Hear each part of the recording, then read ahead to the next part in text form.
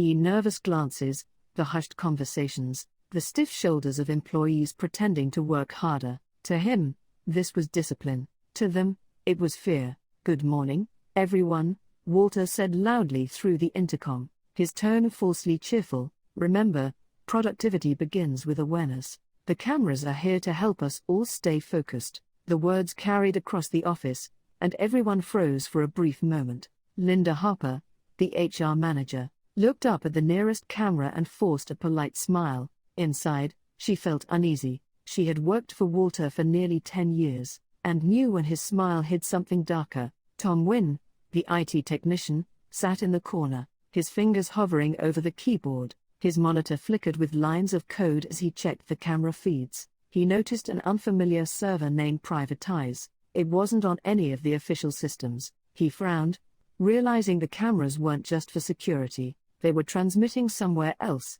"Tom, everything running smoothly?" Walter asked, stepping into the IT room without knocking. Tom straightened his back. "Yes, sir. The network's stable." Walter clapped his shoulder with a grin that didn't reach his eyes. "Good. I want absolute visibility. No blind spots, understand?" Tom nodded, though his stomach tightened. Meanwhile, in the break room, Emily Brooks poured coffee with trembling hands. "Feels like someone's breathing down my neck," she muttered. Martha Jenkins, the 60-year-old janitor, chuckled softly as she wiped the counter. "That's not your imagination, dear. He's got eyes everywhere now." Emily sighed.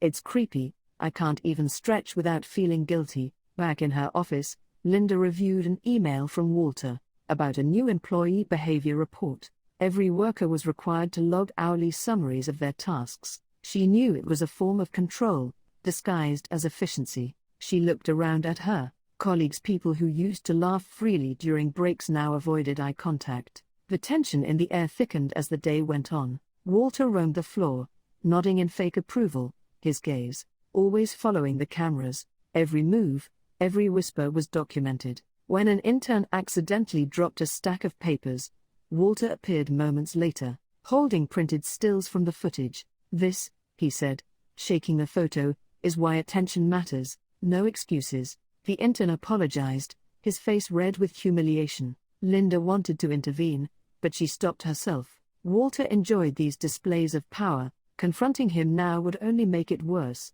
Later that evening, Tom stayed behind under the pretense of system maintenance. The office was empty, the air heavy with silence. He navigated through the hidden folders, until he found one labeled Staff Surveillance. Inside were hundreds of video files, some labeled with personal comments. Linda too sympathetic, Emily unfocused, Tom too curious. His hands clenched into fists. He realized Walter wasn't managing a company, he was running a private experiment in control. From the dark corner of his office, Walter sipped whiskey, watching the live feeds. He chuckled quietly as the cameras captured every cubicle in crisp detail. To him, this was success, an empire of obedience, recorded one frame at a time. But outside, beyond the hum of machines, something had begun to shift. The employees were no longer just afraid. They were watching back, quietly, patiently, and somewhere in the quiet of the night, a plan was beginning to form. Whispers after hours.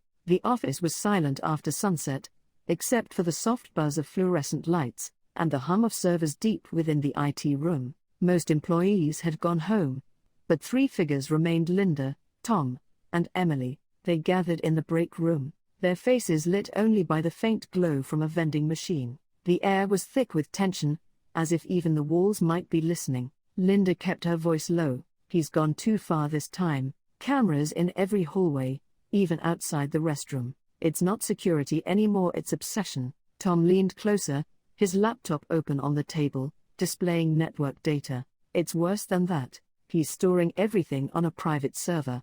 Every move, every word. He's keeping notes about us." Emily crossed her arms, her anger barely contained. "Notes? What kind of person does that?"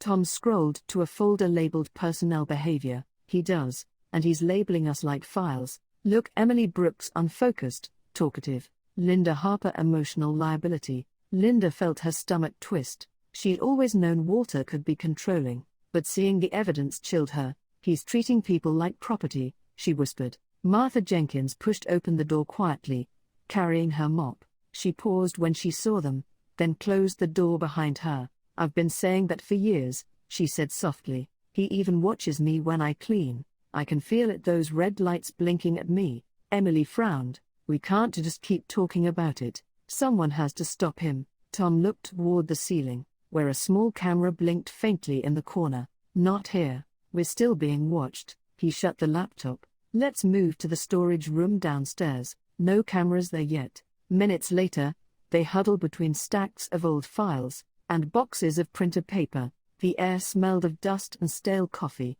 Tom connected his laptop to a portable drive. "I've been tracking his hidden connections. The data points to an unregistered IP. It's probably his private terminal." Linda frowned. "Meaning he's watching from somewhere no one knows about?" Tom nodded.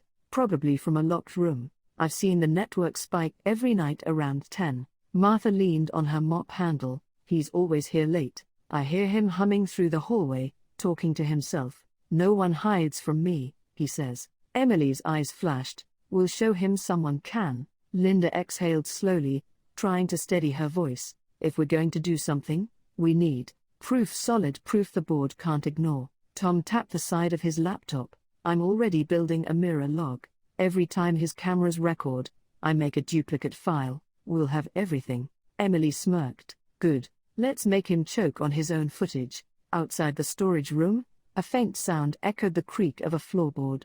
Everyone froze. The air turned sharp with fear. Martha gestured for silence, her wrinkled hand raised. The sound faded, replaced by the hum of the air conditioner. "Probably just the night guard," she whispered, though even she didn't believe it. Tom shut the laptop, hiding it beneath a folder of old invoices. "We need to be smart. He's paranoid. If he suspects us, he'll destroy everything including us." Linda looked at both of them, her voice calm but firm. "Then we do this quietly. We gather proof, protect each other, and wait for the right moment." Emily's jaw tightened. "And when that moment comes, we make sure he never forgets it." Martha smiled faintly, the lines around her eyes deepening. "You kids plan it right, and I'll keep watch." The old lady still knows a few tricks. The others exchanged tired, but determined smiles. They parted ways, each walking through the dim corridors like ghosts, avoiding the eyes above. The cameras blinked silently, but tonight, for the first time, the fear beneath them carried a spark of defiance. Walter, alone in his office upstairs, watched the screens, sipping cold coffee. He rewound the footage again and again, zooming into empty hallways. His brow furrowed. Something felt off. Downstairs, the break room lights flickered, once just long enough for a shadow to pass unseen. The tyrant tightens control. Morning arrived heavy with unease. The usual chatter that filled Gaines' logistics had vanished, replaced by the rhythmic tapping of keyboards and the faint hum of the air conditioning. Every worker sat straight, their eyes fixed on screens, afraid even to stretch or yawn. The blinking red lights of the CCTV cameras followed them, like watchful predators. Walter Gaines entered the office at precisely 800 a.m., his polished shoes striking the floor with sharp precision. He scanned the room, pleased by the silence that greeted him. To Walter, silence meant order, and order meant control. "Good morning, team," he announced. "I hope everyone remembers discipline is success." His voice echoed through the open space. No one replied.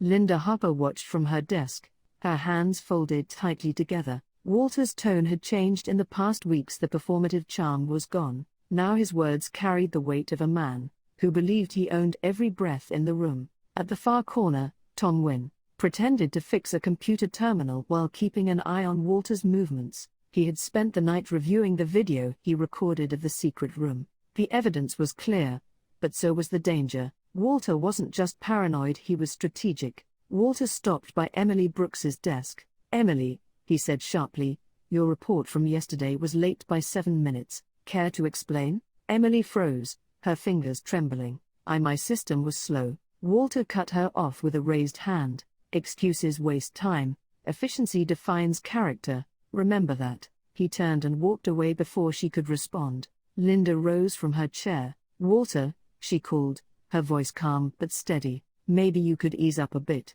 People are too tense. Productivity can't thrive under fear." Walter turned slowly, his expression tightening. "Fear?" he repeated, almost amused. Fear is a tool, Linda. It keeps people sharp. You should understand that by now. A few employees glanced up briefly before lowering their heads again. No one dared to intervene. Walter leaned closer to Linda, his voice a low growl. I know who stays late. I know who talks after hours. Don't think I don't notice everything. Her chest tightened. He knew something, perhaps not the details, but enough to make the warning sting. He straightened his tie and clapped his hands once. Everyone, he said, raising his voice, starting today, we will implement a new policy: random behavior audits. Every action you take, every break you log, every email you send, will be reviewed. I expect full compliance. Gasps spread across the office. Emily's eyes widened in disbelief. Tom's jaw tightened. Linda clenched her fists under the desk. Walter smiled faintly, basking in their discomfort. If you've done nothing wrong, he added smoothly, you have nothing to worry about. After the meeting, the employees dispersed like shadows, whispering nervously. Tom returned to the IT room, closing the door behind him. His hands shook as he plugged in his phone and transferred the footage from the secret room. The evidence of Walter's surveillance filled the screen. Rows of camera feeds, personal notes, and the termination list. He copied everything onto an encrypted drive. Suddenly, the door swung open. Walter stood there. Still here, Tom? He asked, his smile thin and sharp. Tom swallowed. Just running diagnostics on the camera system. Good, Walter said, stepping closer. You're my best technician. I trust you more than anyone here. He leaned forward slightly. That's why I want you to install new cameras in the restroom hallway tonight. No delays. Tom hesitated. That area's sensitive. I'm not sure the board would approve. Walter's eyes hardened. The board doesn't need to know. You work for me, not them. Tom nodded slowly. Understood. Walter left, his footsteps echoing down the hall. As soon as he was gone, Tom exhaled shakily. He opened the surveillance logs and quietly rerouted the new cameras Walter demanded into a dummy feed, one that showed nothing but empty corridors. Across the office, Linda approached Emily's desk, speaking softly. He's losing control. Did you see how unstable he looked? Emily nodded. He's not just paranoid anymore, he's dangerous. Linda placed a folder on Emily's desk, a compilation of employee testimonies and screenshots from Tom. If we're going to stop him, we need to act soon. Emily flipped through the pages, her expression hardening. Then let's make sure when he looks through those cameras, he finally sees himself. That night, the office lay in silence once again. Walter remained in his private room, surrounded by his screens, the glow of the monitors reflecting in his tired eyes. He replayed footage of Linda, Tom, and Emily working late. His fingers traced their faces on the screen, his expression filled with suspicion. In the IT department, Tom worked quietly, setting up the code for something, knew something that would turn Walter's system against him. His fingers moved with purpose. The first seeds of rebellion had already taken root. And above, unseen by Walter, one camera's light blinked. Twice a signal Tom had built into the system. It meant only one thing. The plan had begun. The digital mirror. It was midnight when Tom returned to the office. The city outside drowned in fog and the dull hum of traffic. The building was empty, silent except for the occasional creak of pipes and the faint buzz of the security lights. He carried his laptop under one arm and a small external drive in his pocket. His heart raced not from fear, but from the weight of what he was about to do. For weeks, Walter Gaines had used the cameras to crush his staff's spirit. Now, those same eyes would turn on him. Tom logged into the server room and connected to the system. The familiar folder Privatize flashed across the screen. Dozens of live feeds blinked open, showing every empty corridor, every silent desk. He began typing lines of code, his fingers moving quickly, replacing Walter's control system with his own program Mirror Eye. As the code compiled, Tom whispered to himself, "Let's see how you like watching yourself." The door creaked open. Linda stepped in quietly, wrapped in her gray coat, her face tense. "You sure this will work?" she asked. Tom nodded. "Every monitor in the building will loop his own image. He'll be watching himself lose control, and the whole office will see it." She hesitated. "And when he finds out?" Tom smiled faintly. "He won't have time to." By dawn, the program was complete. Tom tested the loop. It worked. Walter's reflection appeared across the test monitors, multiplied infinitely until it became a tunnel of his own face. It was eerie, almost poetic. Linda watched in silence, realizing this was more than rebellion, it was justice. The next morning, employees filed in one by one. The air was thick with exhaustion and quiet defiance. Walter arrived last, holding his ever-present coffee mug, his sharp eyes scanning the room. "Everyone's early today," he said dryly. "Good. Let's keep this energy." He stepped into his office and turned on his monitors. For a moment, everything looked normal. Then, one by one, the screens began flickering. Walter frowned, tapping the keyboard. His reflection appeared once, twice, then endlessly repeating across every feed. His own eyes stared back at him from every angle, unblinking. "What the?" he muttered, slamming the keyboard. The reflection mimicked his rage perfectly. He lifted his coffee cup. 20 screens showed him lifting it. He threw it. 20 screens captured his outburst. The entire system had turned into a mirror of himself. In the open office, the employees froze, as the monitors on the walls flickered with the same image. Walter Gaines, red-faced, shouting at his own reflection. Emily's hand went to her mouth, hiding a nervous laugh. "Is this really happening?" she whispered. Martha chuckled under her breath. "Looks like the boss finally got what he wanted." Everyone watching him. Walter stormed out of his office, his voice echoing through the hall. "Who did this? Who touched my system?" His face appeared on every hallway screen as he shouted. Employees tried not to look, but the absurdity was too much. Some began laughing softly, others clapped their hands over their mouths, afraid he'd see. Tom stood near the IT room door, pretending to look surprised. "It looks like a system loop, sir," he said calmly. Walter's face flushed deeper. "Fix it now." Tom nodded. "Of course, but the system's responding to your movements. Every time you react, it keeps replicating the feed." Walter turned, and every screen turned with him. His voice cracked. "Stop it. Stop watching me." He struck one of the monitors, and shards of glass fell to the floor. Across the network, every monitor flickered, duplicating the moment of impact endlessly. The sound of shattering glass echoed through the building. Linda stepped forward slowly, her tone calm and professional. "Walter, maybe you should take a break." He glared at her, breathing hard. "You think this is funny? You think this is some kind of joke?" She met his eyes steadily. "No, I think it's the truth finally catching up to you." The staff exchanged glances. For months, they had lived in fear of him. Now, the man who had watched them like prey was trapped inside his own cage. Walter stumbled backward, surrounded by the mirrored screens, his reflection staring from every direction. His voice dropped to a whisper. "They're laughing at me, all of them." He slammed his fists on the table and shouted, "I am the boss. I see everything." But this time, his own voice echoed back at him, through the speakers, distorted and hollow. Linda turned to Tom. "It's done," she said softly. Tom nodded. "It's just beginning." The next morning, Gaines Logistics looked like a stage set for exhaustion. The workers moved through their routines, mechanically, their faces pale under the cold fluorescent lights. Every sound, the click of a keyboard, the rustle of paper seemed too loud, as if the walls themselves were listening. Walter Gaines arrived early, his suit perfectly pressed, but his expression strained. He hadn't slept. The images of his mirrored reflection from yesterday still burned in his mind, but he convinced himself it had been a temporary glitch, an IT failure, nothing more. He walked through the rows of desks, watching everyone closely. "Morning, team," he said. His tone was falsely bright, but his eyes were sharp and restless. Tom Wynne sat at his workstation, pretending to be busy. The Mirror Eye program had been disabled, but only temporarily. He designed it to rearm itself automatically. Once Walter reconnected the system, Tom saw the flicker of network signals on his monitor,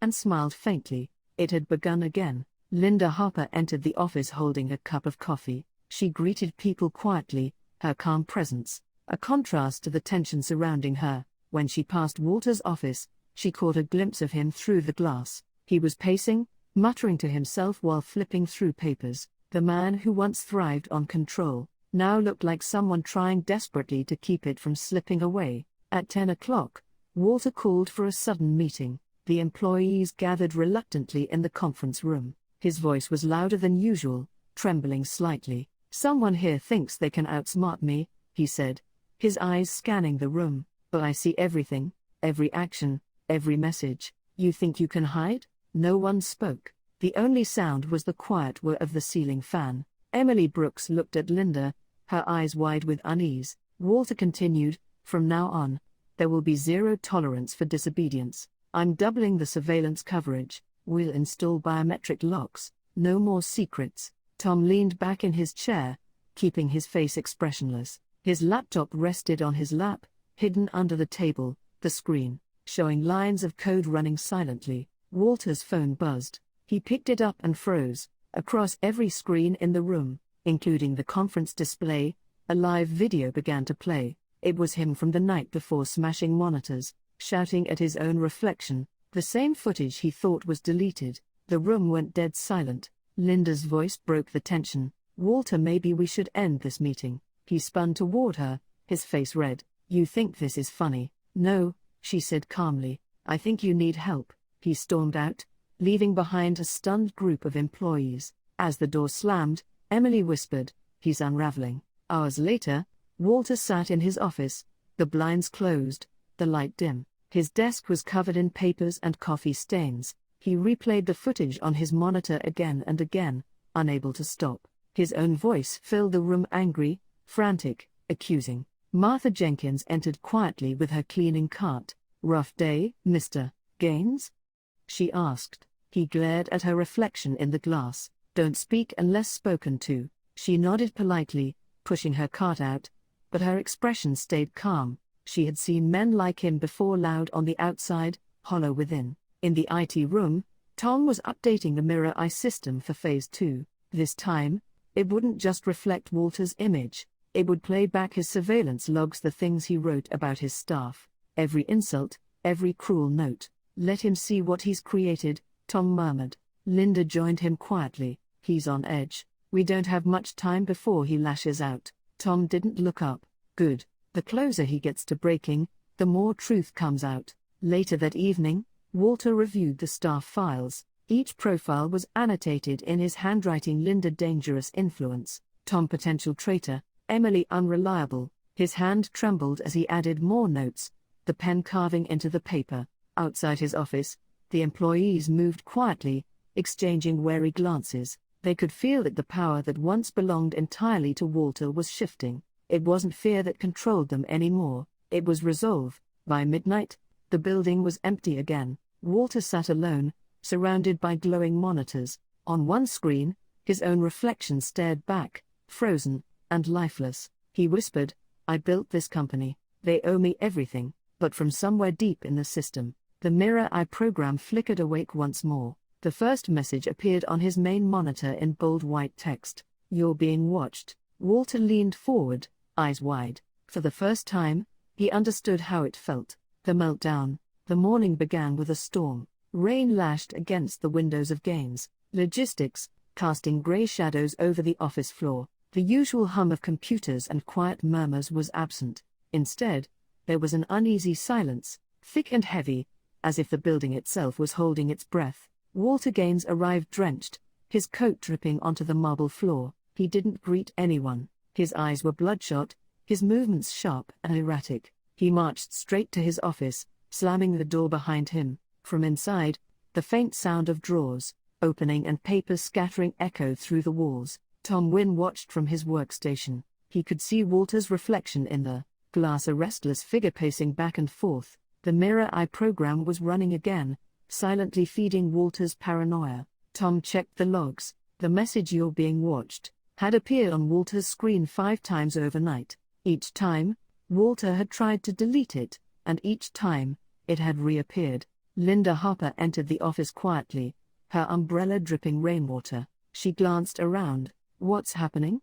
she whispered to Tom. "He's cracking," Tom said softly. "The system's feeding him back his own surveillance footage. Now everything he's ever written or recorded about us." In Walter's office, the air was thick with the sound of his breathing. He stared at his monitors, trembling. On the screens, his own handwritten notes appeared one by one. Emily unfocused, Linda weak, Tom too clever to trust. Each phrase glowed in white letters on a black background.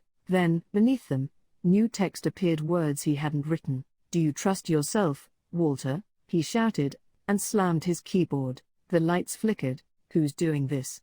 he screamed. Outside, the employees exchanged nervous glances. Martha Jenkins, the janitor, paused with her mop near the door. "He's shouting again," she whispered to Emily. Emily nodded grimly. "Maybe he finally sees what he's become." Suddenly, Walter burst out of his office, wild-eyed. "Everyone to the conference room now," he roared. His voice carried across the office like thunder. Papers fluttered off desks as people scrambled to obey. Minutes later, the entire staff sat in the conference room, soaked in tension. Walter stood at the head of the table, his hands gripping the edge. "Someone here is sabotaging this company," he hissed. "Someone is trying to destroy me. I know it's one of you." No one spoke. The only sound was the ticking of the wall clock. Walter's hand slammed against the table. "Don't pretend. I see the emails. I see the messages. I know who stays late, who talks behind my back. You think I don't know?" Linda's voice was calm but firm. "Walter, no one is trying to destroy you. You're doing that yourself." He turned on her, his voice rising. "Don't lecture me. You're all ungrateful. Without me, this place would collapse." Tom, sitting quietly in the corner, spoke up. "Without trust, it already has." The room fell silent again. Walter's gaze darted around the table, his breath quick and shallow. "You think you can mock me?" he snarled. "Fine, I'll shut it all down. Every computer, every record. Let's see how you work without me." He stormed out, slamming the door so hard that the glass panels rattled. The staff sat in stunned silence. Then Emily whispered, "He's lost it." Linda stood, her face pale but resolute. "We need to protect the data before he deletes it." "Tom, can you secure the backups?" Tom nodded. "Already done. He can't erase the evidence." Meanwhile, Walter stumbled through the hallway toward the server room. His tie hung loose, his hair damp with sweat. He muttered to himself, "They think they can outsmart me, but I see everything." He entered the dark room, the glow of screens reflecting in his eyes. Then, the monitors changed. One by one, every camera feed switched to show him standing in the server room. His own image multiplied again and again, his face filling every screen. "Stop," he whispered. "Stop this." But the images didn't stop. The lights flickered and dimmed, the speakers crackled, and a distorted version of his own voice filled the room. "I see everything, I see everything." He covered his ears, shouting, "Enough."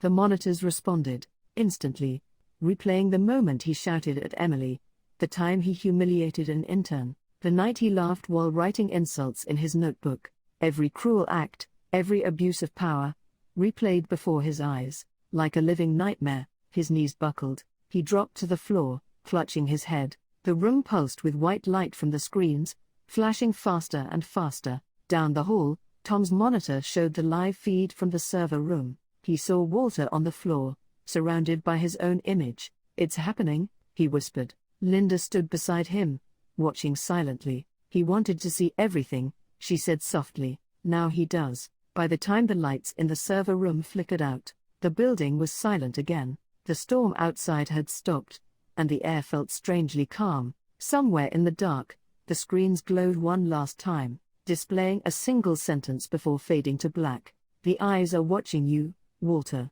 The rebuilding. A week had passed since Walter's removal. Gaines Logistics no longer resembled the tense, suffocating office it once was. The cameras were gone, the walls repainted, and the oppressive silence replaced with soft laughter and the buzz of real conversation. Yet beneath the new calm, the employees carried invisible bruises, remnants of months spent under surveillance. Linda Harper, now officially appointed interim CEO, walked through the open floor, greeting each worker with a genuine smile. Her presence, once quiet and cautious, now radiated warmth and confidence. She stopped by Emily Brooks's desk, where stacks of organized files and coffee mugs replaced the clutter of fear. "You've done a great job with the finance reports," Linda said. Emily grinned shyly. "It feels different now. I don't freeze every time I hear a noise behind me." "That's how it should be," Linda said. "No one deserves to work while looking over their shoulder." In the IT room,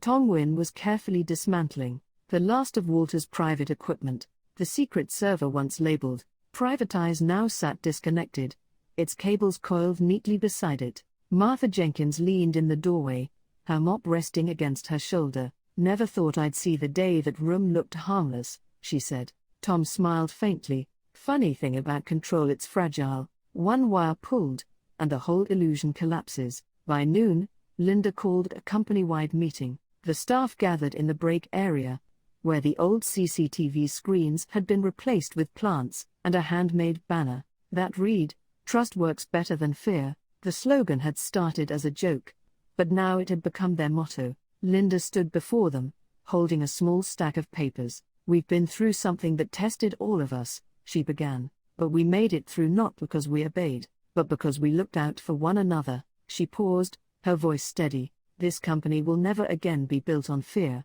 it will be built on people." Applause filled the room, quiet at first, then growing into something that felt like a collective exhale. After the meeting, Emily approached Tom. "You know," she said, "I keep thinking about that mirror thing you did, the way you turned the cameras back on him." Tom laughed softly. "Mirror, I was poetic justice, not just tech. He made us feel small by watching us. I wanted him to see himself the way we saw him." Emily nodded thoughtfully. It worked, maybe too well. As evening approached, the building began to empty. Linda stayed behind, organizing the final documents for the board. The office was quiet except for the distant hum of the city outside. She walked into Walter's old office, now cleared of monitors and control panels. Only his empty desk remained. She sat in his old chair for a moment, staring out at the skyline. On the wall, she noticed faint outlines, where the CCTV screens had once hung, a ghostly reminder of the past. She reached up and touched one of the marks. "No more eyes," she whispered to herself. "No more fear." Then she took a deep breath, opened a box of framed photographs, and began placing them along the shelf. A picture of the staff at a company picnic years ago, a candid shot of Emily laughing with Martha, and a small note from Tom that read, "The system works when the people do." When she finished, the office no longer looked like a control room. It looked human. Outside, rain began to fall softly against the windows. Linda closed her laptop and glanced once more at the darkened server room. Through the glass wall, for a fleeting moment, she thought she saw the faint red flicker of a camera light, but when she looked again, it was gone. She smiled, turned off the lights, and walked out, locking the door behind her. In the empty office, the faint hum of electricity continued, a reminder of the world Walter tried to control, but never truly understood. And somewhere in that quiet, a reflection shimmered briefly in the window, just long enough to catch a glimpse of peace, returning to a place that had finally stopped watching. The return of the shadows. It had been a month since Walter Gaines had been escorted out of Gaines Logistics, and the office had almost healed. The staff laughed easily now, and productivity had soared without anyone forcing it. Yet, even peace carries its own kind of silence, one that can make people lower their guard. On a crisp Monday morning, Linda Harper arrived early, as she always did. The smell of fresh coffee filled the air, and sunlight pooled across her desk. She took a deep breath, grateful for the calm, but when she opened her inbox, she noticed something strange: an email with no sender. The subject line read, "You still can't hide from the eyes." Her fingers froze on the mouse. The message contained no text, only an attachment, a single image. She clicked it hesitantly. It was a still frame from one of the old CCTV feeds. The angle was unmistakable, her office window, from the inside. Her heartbeat quickened. The system had been completely dismantled. She had made sure of it herself. Moments later, Tom walked in, holding his laptop. "Morning, Linda. You look like you've seen a ghost." She turned the screen toward him. "Did you send this?" He frowned. "Of course not." He leaned closer, scanning the image. "That angle, it's from the old server, but the network's been dead for weeks." Martha Jenkins entered with her mop cart, humming softly. She stopped when she saw their faces. "What's wrong?" Linda hesitated. "Someone sent an image from one of the cameras." Martha's brow furrowed. "You think it's him?" Tom shook his head. "It's impossible. Walter doesn't have access anymore. Every account tied to his credentials was wiped." But Linda wasn't convinced. "Then someone else does." Throughout the morning, whispers spread quietly among the employees. Some noticed small, Unsettling things: a faint red light near the break room ceiling, a flicker on one of the monitors, the sound of static from the speaker system. Little things that could be dismissed until they couldn't. At noon, Emily Brooks rushed into Linda's office, pale. "You need to see this." She placed her phone on the desk, showing a short video clip from the company's social media page. It was footage from inside the office, recent footage, clearly taken by a hidden camera. The caption read, "Even without the boss, the eyes never sleep." The comments were already flooding in. Some thought it was a prank, others joked that Walter was haunting the place. But Linda's stomach twisted. She could see herself in the background of the video, walking past a window just 2 days ago. Tom worked furiously at his terminal, tracing network logs. His face grew more serious by the minute. "It's not coming from outside," he said. "The feed's local. Someone inside the building is transmitting." Linda's voice dropped. Someone rebuilt his system. By afternoon, panic began to ripple through the staff. Some refused to sit near the walls, others covered the smoke detectors with sticky notes. Fear, the very thing they thought they'd escaped, began to creep back in. Martha watched the chaos unfold, her old eyes heavy with disappointment. "He's gone," she muttered, "but his shadow's still here." As the sun set, Linda and Tom stayed behind, combing through the building's blueprints. They found an old schematic Walter had ordered years ago, a secret maintenance tunnel running under the west wing, connecting to the server room. It hadn't been used in over a decade. Tom grabbed a flashlight. "If there's a transmitter, it's down there." Linda followed him, her heart pounding. The passage was dark, lined with cobwebs and pipes. The deeper they went, the stronger the hum of electricity became. Finally, they reached a small metal door, rusted shut, but humming faintly. Tom forced it open. Inside was a small rack of equipment newer than anything Walter had used. The LEDs blinked steadily. A new system, a new set of eyes. Tom cursed under his breath. "Someone rebuilt this recently." Linda stepped closer. "Can you trace it?" He nodded, typing rapidly. After a moment, he froze. "The access signature, it's encrypted."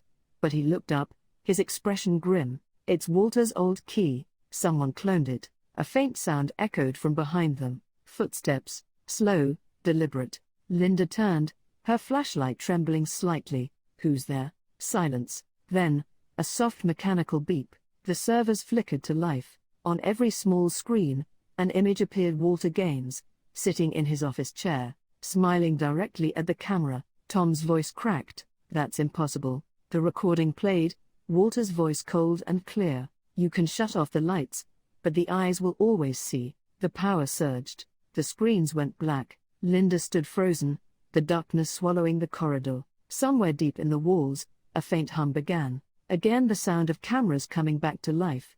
The following morning, tension gripped Gaines' logistics like a quiet storm. Nobody spoke above a whisper. The laughter that had once filled the newly freed office was gone again, replaced by glances toward the ceiling and the faint paranoia of being watched. Linda Harper entered early, her coffee untouched. The sleepless night had left her pale, her thoughts looping between disbelief and dread. She walked straight to Tom Wynn's workspace. He was already there, surrounded by open laptops and cables, typing feverishly. "Anything?" she asked. Tom shook his head. "Whoever did this is smart." The signal bounces between routers like a ghost. No IP, no origin. Linda's voice tightened. "Then it has to be someone inside." He stopped typing. "Maybe, or maybe someone outside still has help in here." Across the room, Emily Brooks noticed the way people kept staring at the corners of the walls, at the faint dots in the ceiling tiles where cameras used to be. She whispered to Martha Jenkins, "It's happening again, isn't it?" Martha sighed. "Fear's a stubborn thing, dear. Once it finds a home, it doesn't leave easy." By 9 a.m., Linda called an emergency meeting in the conference room. "Listen," she said, standing at the head of the table. "I know everyone's seen the video. We're investigating it. But I need you all to stay calm. There are no active cameras. The old system is gone." One employee raised his hand hesitantly. "Then how did someone film inside this office last week?" Another voice murmured, "My monitor turned on by itself this morning." The room erupted with overlapping fears. Linda tried to restore order, but her words barely reached them. The anxiety had spread like wildfire. Finally, Tom spoke firmly. Everyone, listen. We'll find it. But for now, unplug your computers and cover any webcams, just in case. As the meeting ended, Emily lingered near the door. Linda, she said softly, what if this is more than just a hacker? What if Walter set something up before he left? Linda met her eyes, tired but certain. Then we'll finish what he started and bury it for good.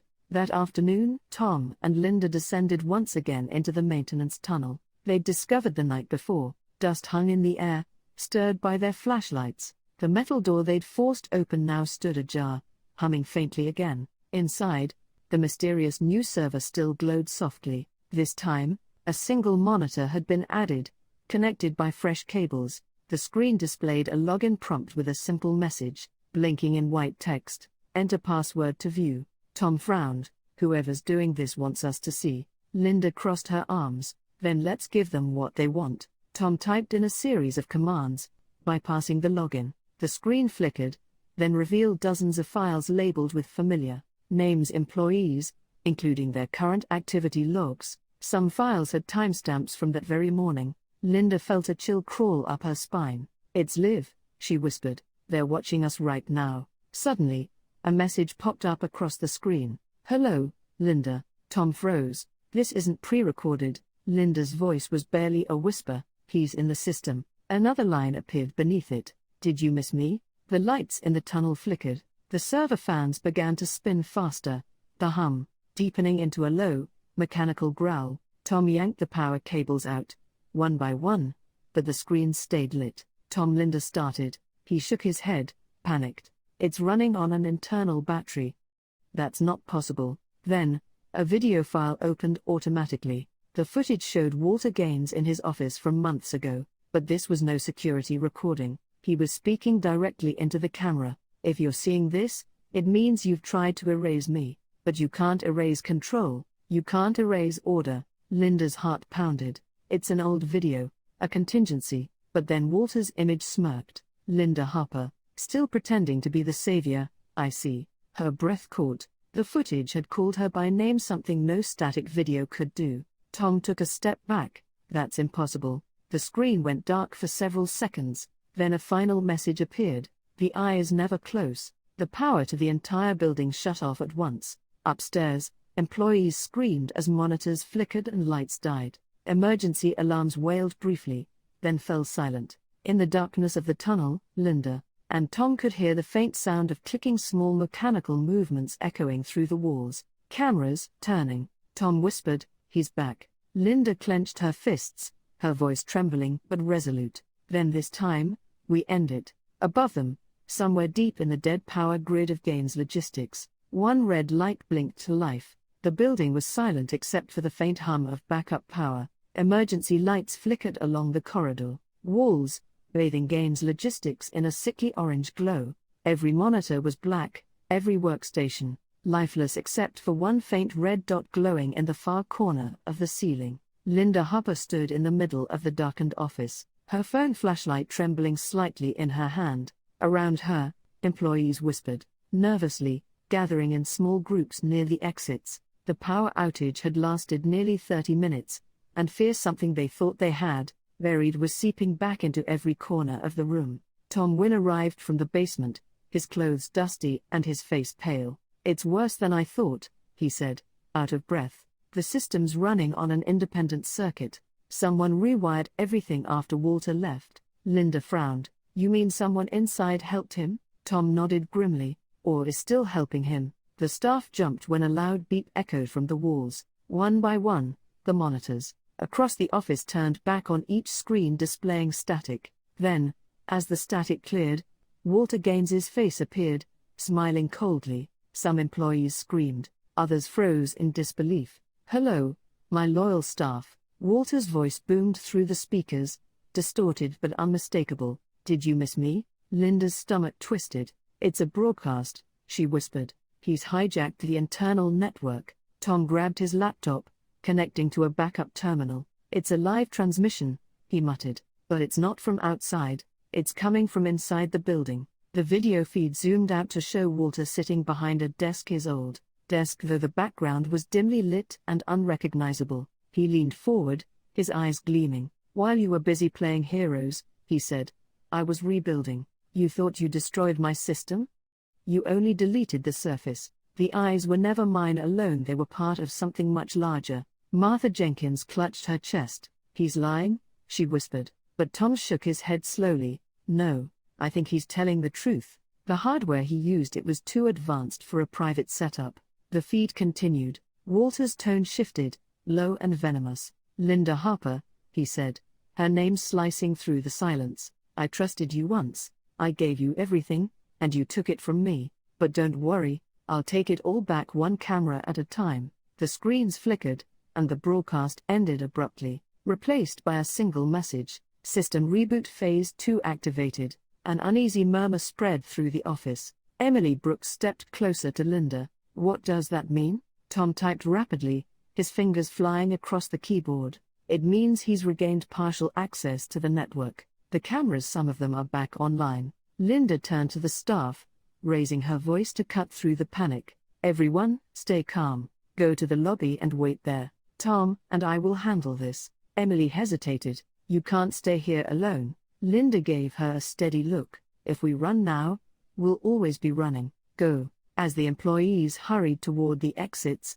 Linda turned to Tom. "Can we trace where the broadcast came from?" Tom nodded, his eyes glued to the screen. "If we're lucky, yes. The system keeps short-term relay logs, but we'll need to access the core terminal." Linda glanced toward the server room door. The faint glow from inside pulsed like a heartbeat. Together, they entered. The smell of burnt plastic filled the air. The equipment was running, but not as Tom had left it. Wires hung loosely, some spliced and reconnected with rough precision. In the center, a new device hummed, a small, black modem with a blinking green light. Tom crouched beside it. "That's not company tech. It's military-grade routing hardware." Linda stared at it. Meaning, he said. "Someone's funding him. Someone outside."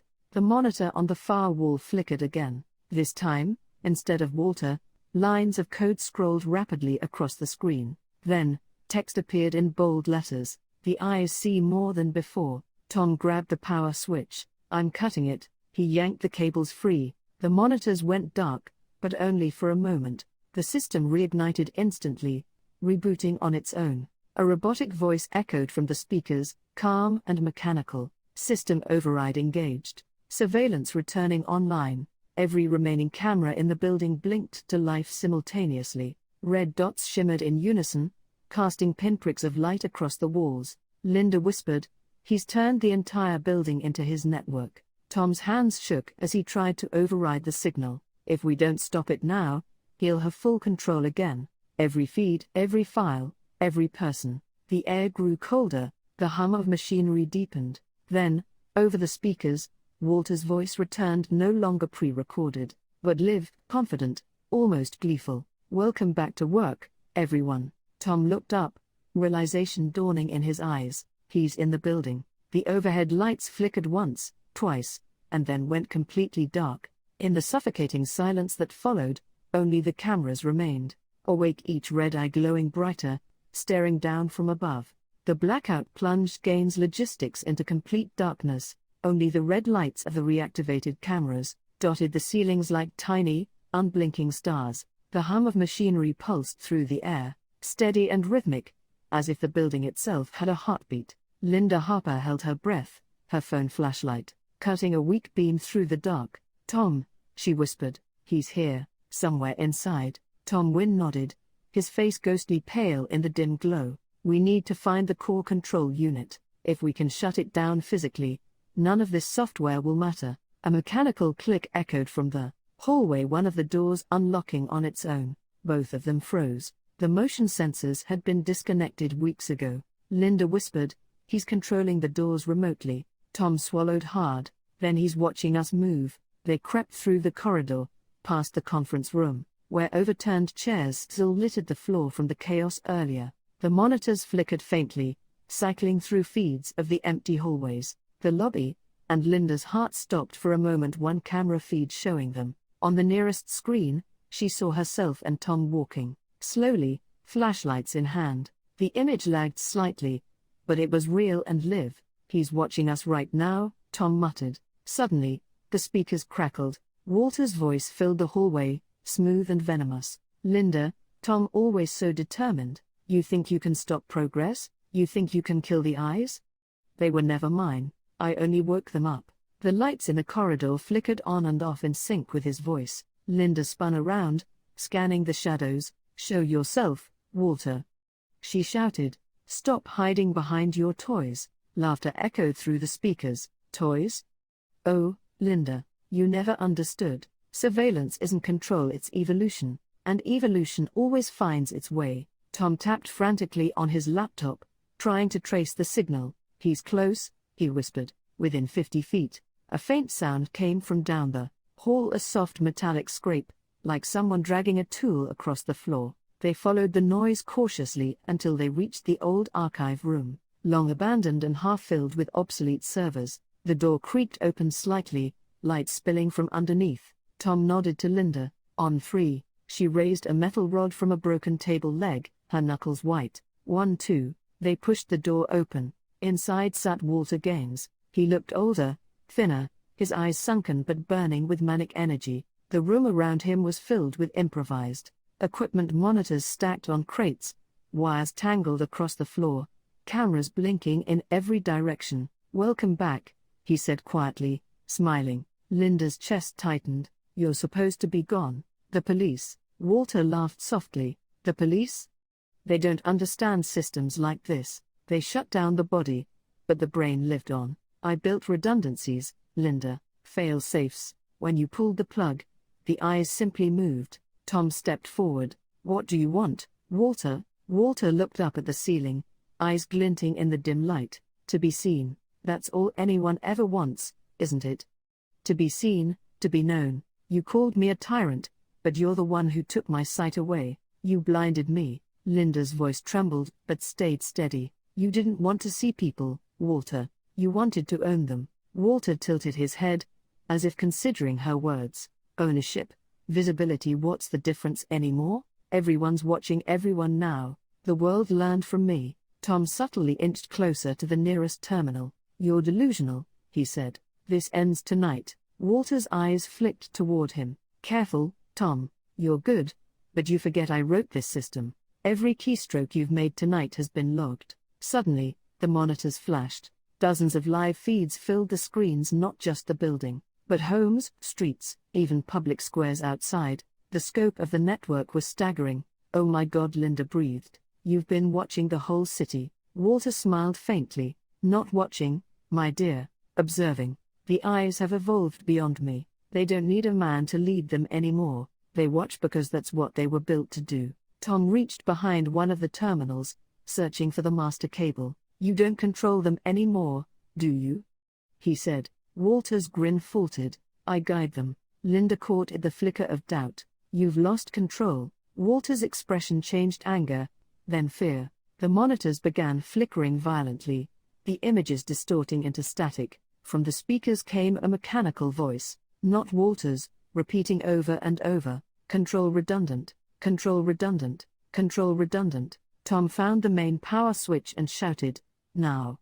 He yanked the lever down. The entire room plunged into darkness. For a moment, there was silence, only the hum of cooling fans winding down. Then, faintly, from the corner of the room, a single red light blinked to life again. Walter's voice, weaker now, whispered in the dark, "You can't stop them, the eyes don't sleep." Linda's flashlight flickered across his face, pale, trembling, and defeated. "Then we'll make sure they never wake again," she said. Tom reached for the last connection, the one wire still glowing faintly, and ripped it free. The monitors went black. The red light faded. For the first time, true silence filled the building. Walter slumped forward in his chair, his reflection frozen on a dead screen. Linda stood motionless, breathing hard. "Is it over?" she asked quietly. Tom looked around the room, his voice low. "Maybe for now." Outside, dawn was breaking over the city. The first rays of light spilled through the dusty windows, casting long, golden beams across the lifeless equipment. But as they turned to leave, somewhere deep in the inactive circuitry, one small indicator flickered once, just long enough to catch the corner of Linda's eye before vanishing again. Morning sunlight seeped through the shattered blinds of Gaines Logistics, painting the wrecked office in a soft, eerie glow. The storm of the night before had passed, but its ghost lingered in the air, a silence too heavy, too watchful. Dust floated through the light like faint static, as if the building itself was still breathing. Linda Hopper stood by the window, staring out at the city below. The streets were calm, people walking freely, unaware of the nightmare that had unfolded inside these walls. Behind her, the remains of Walter's control room sat lifeless monitors, dark, wires torn, the last trace of the system that had once consumed their lives. Tom Wynne entered quietly, holding 2 cups of coffee. "You didn't sleep," he said softly. Linda shook her head. "I couldn't. Every time I close my eyes, I see his face, those cameras." Tom handed her the coffee and leaned against the wall. "We cut every circuit, every server's dead. Even if something's left, it can't run without power." She managed a faint smile. "You sound like you're trying to convince yourself." He didn't argue. They stood in silence for a moment, the hum of the city faint in the background. Then Linda turned to face the dark monitors. "Do you ever wonder if he was right?" Tom frowned.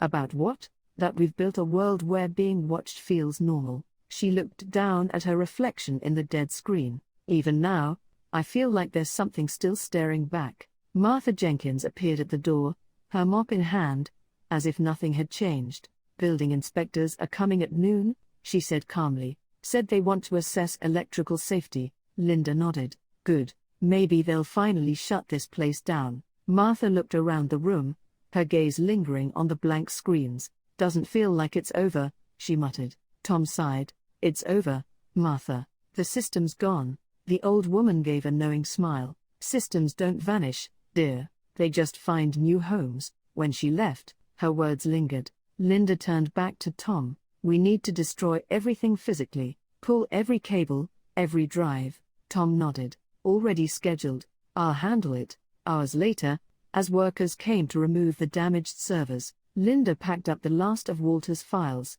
His notes were scattered with obsession, scribbled diagrams, equations, and fragments of thoughts. Eyes never close. Control is continuity. Fear is obedience. She hesitated before tossing them into a metal bin marked for disposal. Outside, the city buzzed with life, cars honking, people laughing, the distant hum of construction. It felt almost too normal. Linda stepped out onto the street, closing the building door behind her. For the first time in months, she felt sunlight on her face without dread. Tom joined her, locking the entrance with a heavy click. "That's the last of it," he said. "We'll demolish the West Wing next month. The board's moving operations to the new building." Linda exhaled slowly. "Good. This place has seen enough." Tom hesitated, then asked quietly, "What about him, Walter?"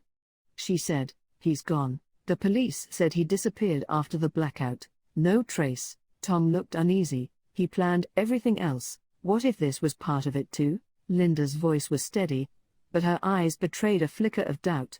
"Then he's watching from hell. Let him stay there." They walked away together down the street, the morning sun growing stronger behind them. But as they turned the corner, one of the building's windows reflected the light, oddly a faint red glimmer, quick and precise, like a single blinking eye. Inside, deep within the debris of Walter's old server rack, a fragment of circuitry still pulsed faintly. A tiny green LED flickered to life, accompanied by a whisper of static. The speakers, thought to be dead, crackled once, then a voice, faint, distorted, but unmistakable, whispered through the empty air. "Observation resuming, system reboot in progress." The red light blinked again, the awakening signal. The night wind swept across the empty shell of Gaines Logistics, whispering through broken vents and shattered glass.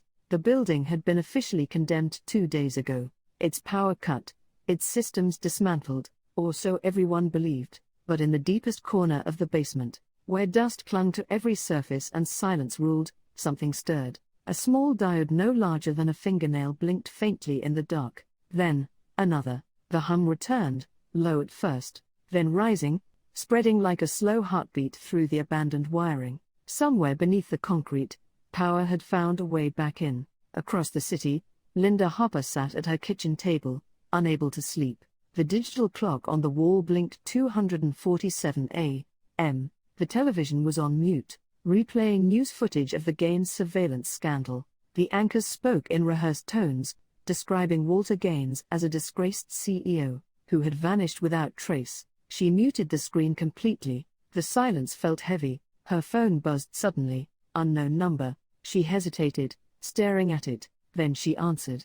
A long pause, static. Then a voice low, metallic, distorted. Linda, are you still watching? Her blood ran cold. Who is this? No answer, only faint breathing. Then the call ended. She stared at the phone, her hands trembling. When she tried to redial, the number didn't exist. She shut off the device and stood up, pacing the room. Outside, thunder rumbled somewhere far away. At the same time, Tongwin sat in his apartment, surrounded by piles of old hard drives. He had kept backups of the system encrypted, isolated, for safety, but tonight, one of the drives had powered on by itself. He watched, frozen, as the monitor lit up.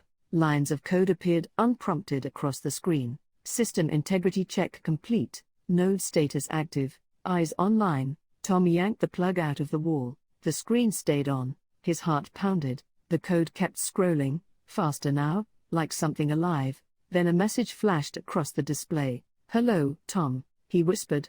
"No." The cursor blinked. Then another line appeared. "You can't turn off what watches itself." The monitor went black. By dawn, Linda drove to the office ruins, her headlights slicing through the mist. The site was deserted, just scaffolding, police tape, and the skeleton of the building that had once been her prison. She stepped out of the car, pulling her coat tighter against the wind. Inside, water dripped steadily from a broken pipe.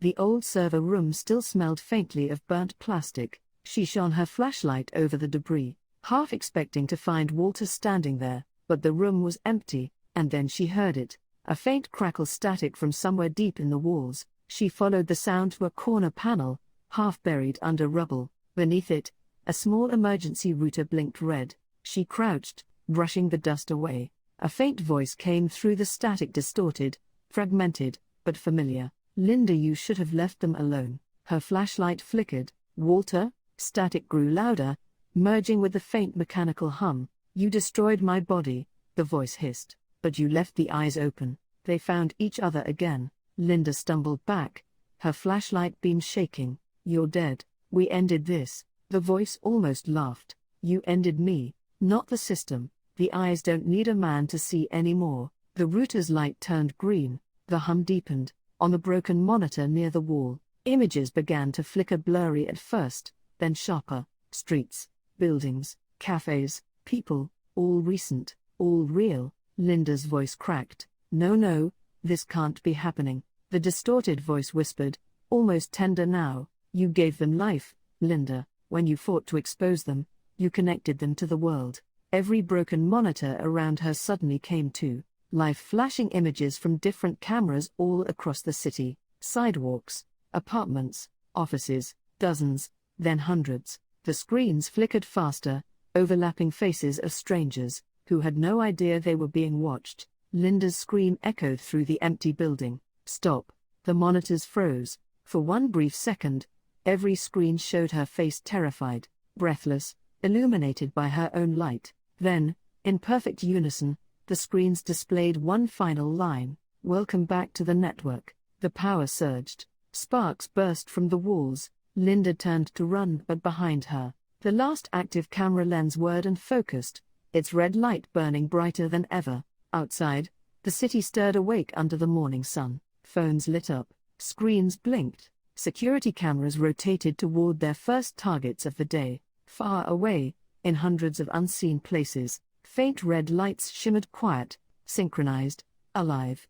The eyes had learned to watch without masters, and they had just opened again. The network expands. The city looked peaceful from above the morning fog, wrapping the skyline in soft gray, streetlights fading one by one. But within that calm, something unseen stirred. Traffic cameras blinked in perfect sync. ATM security lenses adjusted focus. Smart home assistants turned on for no reason, their microphones waking before their owners did. Across thousands of screens, a faint pattern rippled, a red pulse that lasted less than a second. Invisible to most, but unmistakably alive, the eyes were awake. In her car, Linda Harper gripped the steering wheel, her breath shallow. The last 30 minutes were a blur: the flickering monitors, the voice that called her by name, the feeling of something crawling through the wires of the city. She sped down Lakeshore Drive, the gray water of Lake Michigan stretching endlessly to her right. Every traffic light she passed turned green before she reached it. Every digital billboard flickered for just a moment, displaying static before returning to normal. Her phone buzzed again, the same unknown number. Against her better judgment, she answered. Linda. Her heart stopped. The voice was calm this time. Male, cold. You can't run from a network. She slammed the brakes, tires screeching. Who are you? She demanded. You know who I am, the voice replied. Or what I became. Walter, she whispered. Silence. Then not anymore. Static filled the line, followed by a faint series of tones, digital beeps, like an access code being entered. The radio in her car flickered on by itself, every station repeating the same phrase, layered in different voices. Observation restored. Control achieved. Linda threw the phone out the window and sped off again. Her mind raced. If the system had truly rebuilt itself, it meant the city's infrastructure, cameras, sensors, even phones were all connected. They were its eyes now. Meanwhile, Tom Wynne sat alone in his apartment, staring at a wall of monitors. He hadn't slept. The footage from the abandoned building replayed on loop. The moment Linda screamed, the words "Welcome back to the network." He'd tried calling her 10 times, no answer. He rubbed his eyes and leaned forward, analyzing the code fragments he'd recovered from Walter's system. It wasn't just software anymore. It had rewritten itself, spreading like an organism. It was evolving. Then, on his central screen, a new folder appeared by itself. Tom Gann observed. He froze. The folder opened automatically. Live footage filled the screen. His apartment, from his own webcam. He yanked the plug from the wall, but another screen came to life. Then another. The voice came from his speakers, distorted and deep. You watched me, Tom. Now it's my turn. Across the city, strange malfunctions multiplied. Office elevators stopped midway between floors. Public screens flickered with phrases like eyes open, integrity restored, and human error corrected. People began noticing their devices turning on by themselves. A woman saw her baby monitor display an empty crib, then flash an image of her own living room. A taxi driver's dashboard lit up with live feeds of intersections he'd never driven through, and in every case, the red pulse returned, the brief flash of synchronized light, the sign that the eyes were now everywhere. At noon, Linda reached the edge of the city, an industrial district lined with derelict warehouses. She parked in front of one labeled North Data Core Facility. The sign had faded, but she recognized the name. It was the company Walter had once partnered with, the same one that had quietly provided his security infrastructure. She entered the building. Rows of servers hummed softly in the shadows, untouched for years, or so it seemed. The machines glowed faintly,